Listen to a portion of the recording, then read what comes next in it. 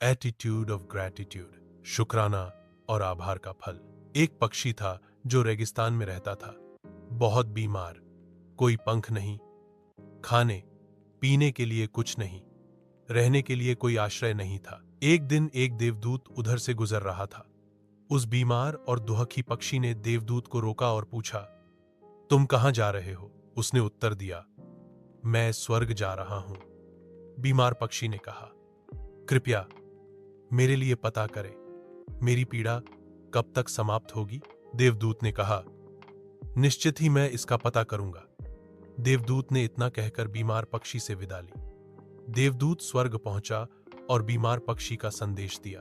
तब स्वर्गदूत ने कहा, पक्षी के जीवन में अगले 7 वर्ष तक इसी तरह कष्ट लिखा हुआ है।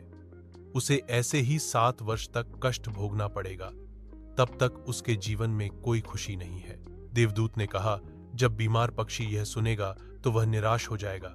क्या आप इसके लिए कोई उपाय बता सकते हैं? स्वर्गदूत ने उत्तर दिया, उससे कहो कि इस मंत्र को हमेशा बोलता रहे। इन सब के लिए भगवान तेरा शुक्र है। वापसी पर जब देवदूत बीमार पक्षी से फिर मिला तो उसने उसे जल्दी ठीक होने का स्वर्गदूत का मंत्र बताया। 7-8 दिनों के बाद देवदूत जब फिर उधर से गुजर रहा था, तब उसने देखा कि पक्षी बहुत खुश था।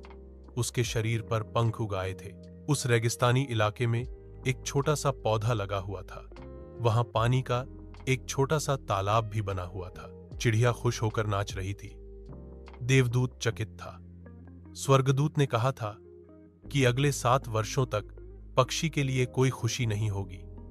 इस सवाल को ध्यान में रखते हुए देवदूत स्वर्गदूत से मिलने पहुंच गया। देवदूत ने स्वर्गदूत से अपने मन में उठते हुए सवालों का समाधान पूछा तो स्वर्गदूत ने उत्तर दिया, हाँ, यह सच है कि पक्षी की जिंदगी में 7 साल तक कोई खुशी नहीं लिखी थी, लेकिन क्योंकि पक्षी हर स्थिति में इन सब के लिए भगवान तेरा शुक्र है बोल रहा था और भगवान का शुक्र कर रहा था, इस कारण उसका जीवन बदल गया।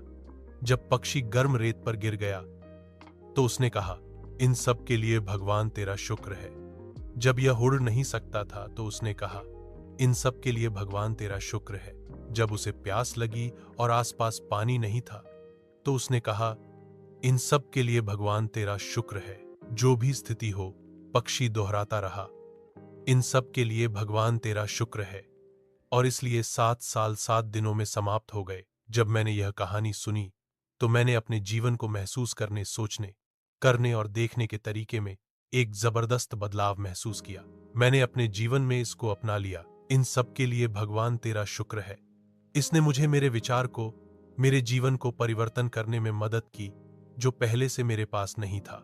उदाहरण के लिए, अगर मेरा सिर दर्द करता है तो मुझे लगता है कि मेरा बाकी शरीर पूरी तरह से ठीक और स्वस्थ है, और मैं कहता हूं, इन सब के लिए भगवान तेरा शुक्र है। और मुझे लगता है कि सिर दर्द मुझे बिल्कुल परेशान नहीं करता। उसी तरह मैंने अपने रिश्तों, चाहे परिवार, दोस्त, पड़ोसी, सहकर्मी के, वित्त, सामाजिक जीवन, व्यवसाय और हर उस चीज का उपयोग करना शुरू कर दिया जिसके साथ मैं संबंधित हो सकता हूं, जिसके साथ भी मैं संपर्क में आया।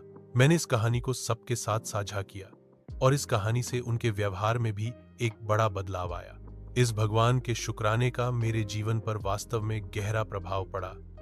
मुझे लगने लगा कि मैं कितना धन्य हूं, मैं कितना खुश हूं, जीवन कितना अच्छा है। इस संदेश को साझा करने का उद्देश्य हम सभी को इस बारे में अवगत कराना है कि एटीट्यूड ऑफ ग्रैटिट्यूड, शुक्राना और आभार का फल कितना शक्तिशाली है।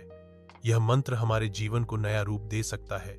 इसलिए हमेशा आभारी रहें और अपने दृष्टिकोण में बदलाव देखें। हमेशा हर चीज और हर पल उस ईश्वर को याद करके धन्यवाद करो।